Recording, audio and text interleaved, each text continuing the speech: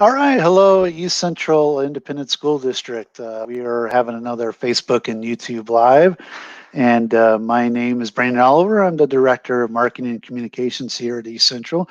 And this particular episode, we have it geared towards special education and talking about dyslexia. And we can't do special education without our district's special education experts. So we have Alethea on here. And Alethea, how are you doing? I'm good. Thanks for having us on again. And I am really excited about tonight because this subject is very near and dear to my heart. And we have a very special guest who's also in-house. Joy Consino has been a dyslexia teacher here in the district with Highland Forest for the last 8 years. And so she's got some good information to share with us, and we'll have time for questions and comments at the end. But we're glad you're here, Joy, and looking forward to it. I'm so pleased to share this information with our families. Thank you for having me. All right, so do we want to get started on the presentation here? Sure. All right. So the whole presentation is going to be kind of like geared to, we have dyslexia. Now, how do we improve those reading skills? So what is dyslexia? I know you guys start out with a little 504 meeting or an IEP meeting, and we talk about accommodations and things like that, but a lot of people don't really understand what dyslexia is. Dyslexia is a neurological disorder that can be hereditary in some cases. And so basically what that means is our brains are wired a little bit differently. It has nothing to do with intelligence. And if you have someone in your family that has dyslexia, you are at a 40% risk of having someone else in your family that has dyslexia. While we can remediate some of the symptoms and help students cope with their struggles, it is a lifelong disability. It's not going anywhere, but we can totally remediate some of those things and help our kiddos out. So most people know the basic stigma around dyslexia, that they're constantly flipping their B's and D's and P's and Q's, but it's way more than that. Dyslexics are slow to learn the connection between letters and sounds. They have difficulty decoding words in isolation. They make reading and spelling errors that include reversals like the B's and D's and the P's and the Q's, but they also do other things that are really interesting, like reversals, inversions, where they might take a W and flip it to an M. They do full transpositions where the word was, they'll see it as saw, or from as form. And they do substitutions, like they'll say home instead of house. And while it doesn't affect the meaning of the word, it does affect their accuracy. So dyslexia occurs on a continuum. And what that means is not everyone's dyslexia will look the same. One of the main markers is that they have average or above average intelligence with deficits in the areas connected with reading. So when we first assess your child, we will see what their strengths and weaknesses are kind of in a snapshot, but their struggles with dyslexia will really come out in their therapy. So it's good to stay in touch with your child's dyslexia specialist so you can learn how your child is progressing through the program. So everyone wants to jump into comprehension, but for our dyslexics, we need to start with those basic skills: basic decoding, fluency, prosody, and vocabulary. Those sound like scary teacher words. They're not. We're going to break them down real easy for you guys at home. So we have decoding. Decoding is basically just sounding out the words and basic word reading. This is mostly taught in the younger grades, and as they get older, it's taught a lot less, especially when they transition around third grade from learning how to read to then learning from their reading.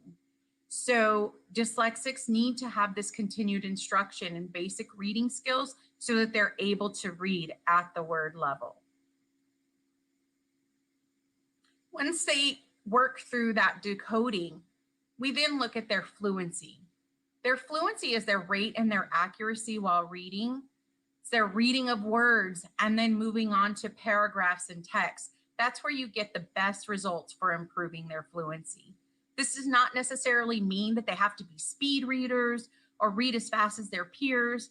It just needs to include some rapid automatic word recognition. A typical learner must be exposed to a target word 10 times for productive vocabulary acquisition. It's even more for dyslexics. It could be 10, 15 to 20 times to acquire a word in their lexicon. Once words are learned, they can't be unlearned. So all that hard work will pay off. They need sufficient fluency to construct meaning, and there's no quick fix for that. It's a very slow process. So just because a student successfully sounds out a word, like we were talking about decoding, where they break down each sound. So like if they say the word, they see the word catch and they go k-a-ch. Oftentimes, by the time they get to the end sound, they have forgotten what they read. So you might have a kiddo that once they sound it out, they go back to the beginning and they say some word that has nothing to do with any of the sounds they just told you. Sometimes they sound it out just fine and were able to say the word, but they use all of their working memory to sound out the words, and so comprehension is lost. They need that automaticity in order for their working memory to then construct meaning. And then fluency will increase prosody. So prosody is reading with expression. The best indicator of fluency is a student's prosody.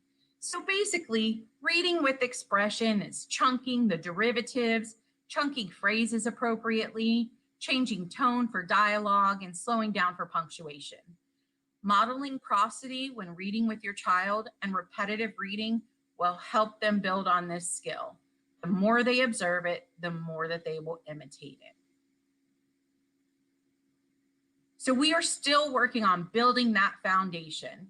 We're looking at vocabulary, then we build up to that sentence comprehension, and then the text comprehension. This is important because often when words are in sentences or passages, our students are smart enough to guess the meaning based on the context.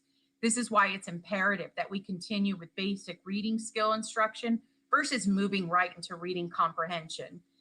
If we do that and they don't have fluency, we are wasting their time. There is this need for a rush to get kiddos in and out of dyslexia. However, students with dyslexia often need the explicit, structured, sequential phonics instruction in middle school and high school, and sometimes beyond. The way that East Central teaches dyslexia is using the same formula they are mentioning here. We provide something called Basic Language Skills, which is BLS. We use it across the district. It is Orton-Gillingham based. You don't need to know what that is, but basically it's prescriptive for dyslexics. So it's exactly what they need to make progress. So then we look at comprehension. We can finally get to comprehension, which is the ultimate goal of our reading. So 15% of neurotypical students struggle with comprehension. And even though they have normal decoding skills, so comprehension deficits don't always indicate dyslexia. Oftentimes our dyslexics comprehend at a much higher level than they can read. First, we got to start with that good vocabulary, and then understanding grammar and syntax, basic morphology, don't be put off by that word, and then ultimately your text comprehension. So let's start with vocabulary. I think this word is kind of thrown around a whole lot, and we don't really understand what that means for our kiddos. Dyslexics often have less vocabulary than their peers because they read less, so then they're exposed to less vocabulary than their peers. And they need more than just definitions. They need examples of usage in context and visuals. A good way to combat this lack of reading vocabulary is to work on those nouns, verbs, and adjectives. If you start with concrete vocabulary, things that they can visualize, like objects that they can picture, a house, an elephant, a basketball, an action like jumping, running, skating, or even adjectives that describe something, colors, shapes, sizes. They can attach firm meaning to these words, and they're able to internalize them a lot faster than those abstract words. So conversely, they struggle with words like the, and, then, but. These transition words like before, after, and then, oftentimes you'll see them skip over them completely or substitute them because they don't have concrete meaning. So only after that vocabulary is built up, they can begin to focus on that sentence structure. And that's where we come in with grammar and syntax. So we're looking at punctuation, cause and effect, idioms, pronouns. The order of words can affect meaning. And there are oftentimes, especially for our English language learners, that we have sayings that are in English that don't make sense to other languages. And we need to understand, because we have dual language learners too. If I say I have butterflies in my stomach, there are not butterflies in my stomach. I'm feeling anxious. I'm feeling excited about something. And so you don't need to spend a lot of time on idioms, but I would explain them as they come along. Written words are also very different from oral language. And one of my favorite examples of this is, let's eat, Grandpa. Does that mean we're going to eat our grandpa? I didn't stop for my punctuation. But if I said, let's eat, Grandpa, I am asking my grandpa to join me and going to eat somewhere. So that pause makes all the difference. And our kiddos don't know how to pause for commas or use their questioning voice when they see a question mark. That makes a big difference. So reading comprehension requires that good oral language skills. And if they have poor oral language, they will also struggle with written word. This is why it's imperative that you practice conversation skills with your child. Model appropriate back and forth conversation. When you ask them about their day, do not settle for these one-word answers they try to give us. Model talking about your own day. Make daily tasks sound novel and exciting. Oh, that vacuum cleaner really gave me a hard time today, or something happened in traffic. They need to learn from us modeling these things. And with technology and text and things being online, we are really seeing a deficit with our kiddos' social skills. So I would continue to practice these things, even if they're contrived, even if you kind of have to make up a situation, they need to be able to hold a conversation. So another thing that you can do is tell stories in sequence. This is part of their comprehension skills. So an example could be, tell Dad what we did today.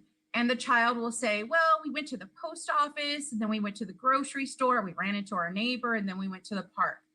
Most of the time, a kid won't say all that. They'll say, well, we went to the park, but before that, we saw what's his face at the grocery store. They do not know how to tell a story in sequence. And so it is our job to teach them the importance of saying things in sequence, and also being able to just retell it in general. They will need that skill for their conversation and for their comprehension skills when they're reading as they go going through middle school and high school. So one of the things that we start off for their oral language really early on is naming and categorizing.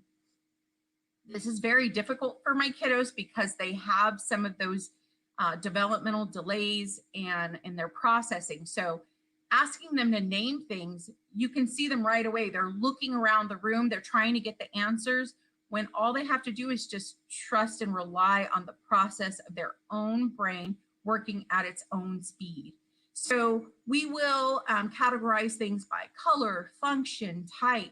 One of the ones that we do early on with the kids is name some animals. So they're giving me animals: shark, gorilla, snake, cow.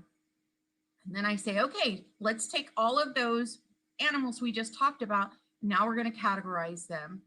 Which ones go to the farm? Which ones are in the ocean? Which ones would you might find in the zoo? And it does take them an extended amount of time to take that piece of information and then categorize it. This is something we have to purposefully practice with them. And those neurons get working. And the more that they practice it, the more they'll be able to do it on their own. These kiddos are not raising their hand in class and answering quickly. It takes them a beat. And so as a teacher, give them a little bit of time and let them formulate their answers, because they always get the best answers. The last one for this one is describing objects. This will also benefit them when it comes to writing, and it does not come naturally to them. So something as simple as an apple. You ask a kiddo to describe an apple, and they're going to say, it's red, it's round, it's shiny. But tell them, use your 5 senses to describe this apple to me. Tell me, how does it smell? How does it sound whenever I take a big bite out of it? What does that texture feel like in your mouth? Those are things that they do not learn on their own. These have to be systematically taught to them, and they will benefit because these kiddos are super creative and really have great ideas. So you can do this in daily conversation without books even being involved. This is a great way to see your child's creative side too. I get to hear all kinds of fun stuff. So next we're moving on to the morphology. This is where prefixes and suffixes can change the meaning of a word. Morphology sounds scary. It's just the study of words. So dyslexics need a higher level phonics instruction to include affixes, morphemes, Greek forms, Latin roots. Typical readers often slowly figure these out on our own. Exposure and deductive reasoning. You can see a word and figure out what it means based on its base word. Dyslexic need it taught directly because they don't make these connections on their own. Some dyslexics will need this type of instruction for the rest of their life as their vocabulary becomes more refined. Pre-teach these derivatives when possible. So like if I have the word help and I add ing to the end, that means to help right now. If I say someone is helpful, they are full of help. If I say there is helpfulness, it is the quality of being full of help. Okay? Easy, right? But then what if I put "un" in front of helpful? All of a sudden, I have made that an antonym of helpful. Kiddos don't understand that. They see the word helpful and they think that they know what it means based on that they know the word help. So when you put "un" in front of the word, you've just said that it is not full of help. Our kiddos need that explicit instruction, and they are really good at it when they get the chance. So I can even get more complex. It can get even more complex as the students move up into middle and high school. They get to really dig into those Latin roots and stuff, and it's so much fun. I find it really helpful, even for me to better understand the words that I'm using. So now we can finally talk about some text comprehension. So when you're talking about text comprehension, you're going to have some good background knowledge, good attention, memory. And another thing that's important for reading comprehension is just that foundational background knowledge. If they don't know enough about the topic, they can't understand what they're reading. And I think as teachers, we're taught to try to activate prior knowledge. That's not going to work with your dyslexic kiddos. They may have delays in accessing that prior knowledge, and it will end up making them look like a failure and kind of making you frustrated. So it's even better to quickly teach some background knowledge to them, just enough to where they have the basics and some relevant vocabulary on the subject. This will get them started and probably get them more excited about what they're learning.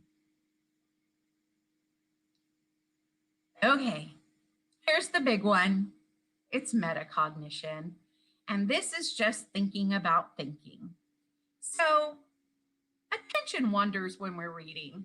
We all do it. How often have you read a page in a book and then realized you're busy planning dinner or making to-do lists instead of focusing on the book? I know I have. So our kids do this, and they do it a lot. they need the skills to take in what they're reading and the discipline to go back and reread when they catch themselves losing focus. We need to teach them these skills because they can't get those on their own for sure. It takes a lot of memory and really good attention. And sometimes they can go back to the text and find answers, but other times they're not able to. So we need to teach them how to focus on what's important in the passage and what just isn't. Our dyslexics are so used to misunderstanding text that it's become their norm. This is probably the most tragic thing about all of this to me, is that the kids that sit in front of me, they're so used to not understanding what they read that they accept it. So we need to break that pattern. They need to learn to expect to comprehend the text that they're reading. And when they don't, we need to just take a beat and go back and figure out what they're reading. One of the ways that you can help them do this is to build confidence with easier text. Teach them metacognition skills on how to gauge if they're understanding what they're reading. You can do this after one chapter, after one page, even after one paragraph. It all depends on what level your child is at. How this will work is based on their age, their reading level, and their developmental abilities. So this can be switched to whatever you need it to be for your child, but it's something we need to start really early, because even as an adult, I catch myself at the end of a page saying, I don't even know what I read. So everyone needs that skill. So now we can talk about basic comprehension skills. These are the same skills that they wanted from us when we were in school. The difference here is that we need to help them learn how to do it on their level. This is not easy for them either. Teasing out a main idea when you can barely go through a passage is very, very difficult. Sequencing is always going to be an issue for your kiddos with dyslexia. They have a really hard time keeping things in order. Cause and effect, that has to be explicitly taught. And also the inferencing. That's them making connections. And if you're able to do this orally with your kiddos, you will hear the best answers from them, because they will make connections to stuff you never thought of. And then we'll move on to comprehension strategies. So we know the skills, and in order to get that basic comprehension, they need explicit instruction in those skills. These strategies can produce the biggest gains in comprehension, especially in our older students with learning disabilities. And this is the best part of reading, is losing yourself in the meaning of a text. So we're going to start with modeling, thinking aloud. I wonder why Voldemort didn't want Dumbledore's help when he first realized he was a wizard. Self-questioning. I would have been totally scared to go in Diagon Alley alone. What would you have done in that situation? And then give your kiddo some time to think of what they would do. Actively monitoring for understanding. Consino likes to be dramatic, so I give them some like gasps of horror when things happen, or squeals of delight when something big happens to one of our characters in a book, and they are watching for that. They love to be entertained, and when you do it, they're going to do it too. Visualization. So I love picture books. They're my favorite thing in the whole wide world. But in chapter books, when an author describes something, pause and talk about what they're describing to encourage them to visualize it, or even talk about what it makes them think of. Most dyslexic students are visual. They're talkative and creative by nature, but not all of them are. So we need to teach them how to use these gifts to their advantage.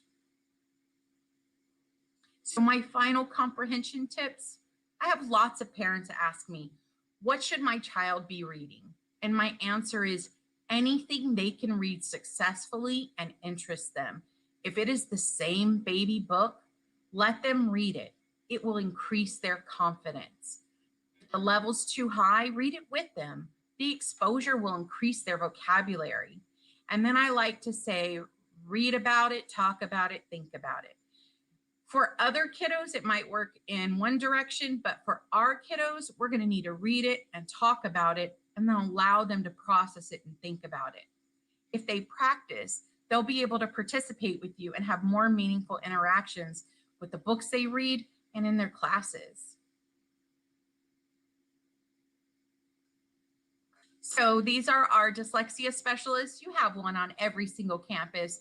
They are amazing ladies and they are there for you. So, you know, email them, email me. You are not alone.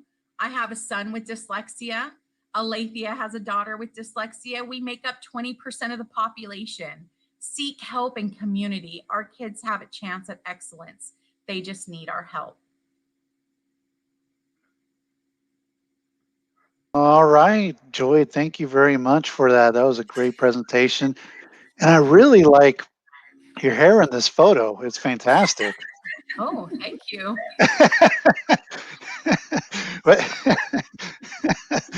But yes, definitely that was a great presentation and lots of great comments here as well. I'm going through some of them right now. Priscilla Garcia, great information, not only for parents, but teachers as well. There's another one, Miss Cancino grows kids because she focuses on the whole student. All these strategies are things she implements in her classroom are proven successful. Just lots of great stuff, Joy. You did a fantastic job. And for as nervous as you were going into this thing, you did a fantastic job. And so we did have a question earlier. Lathia, I know you may want to answer it from Lana Longworth. Wrote, I'm so thankful for our dyslexia specialist at Tradition. She has helped my son bloom so much. Mrs. Wilson is helpful with explaining things to the students as well as a parent. My question is, why does eCentral now allow accommodations on MAP for our district for students with dyslexia? In the 504, we put these accommodations in place for our children to level the playing field with others, but then we take the accommodations away for the MAP assessment. Do you want to talk about that? Absolutely, Miss Longworth, hello.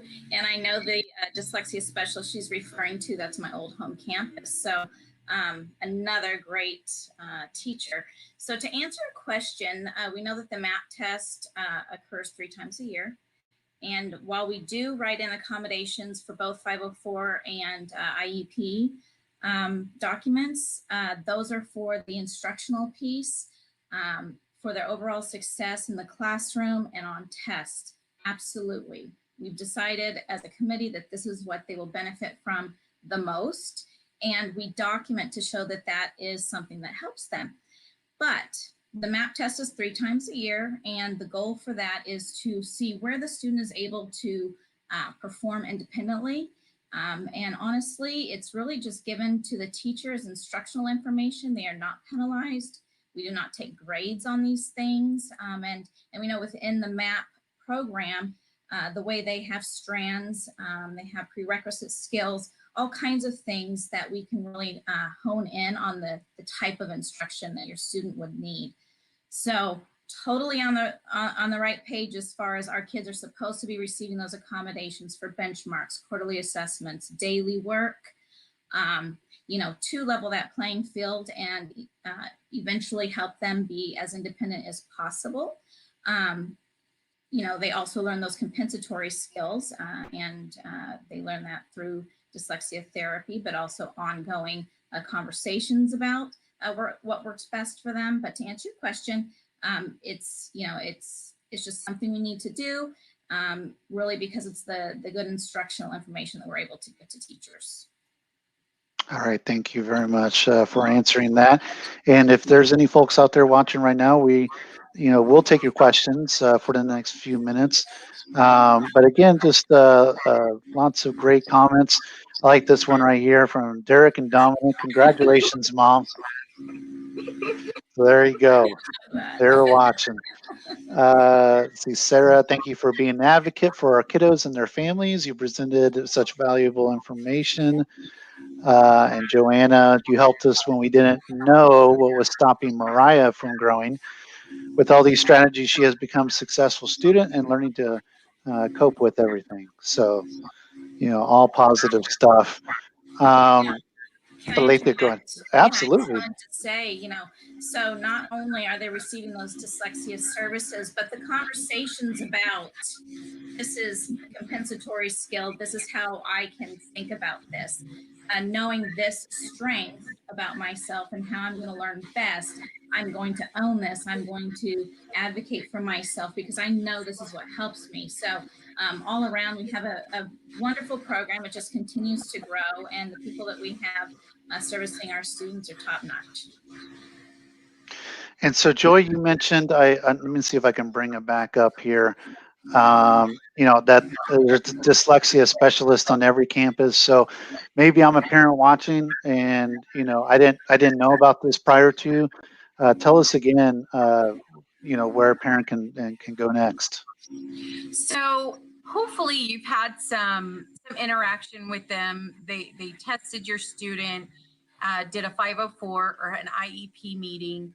And I would say this year more than ever, I've had a whole lot more communication with my families because of Zoom and Google and all that other stuff. But everyone here is listed on their campus website.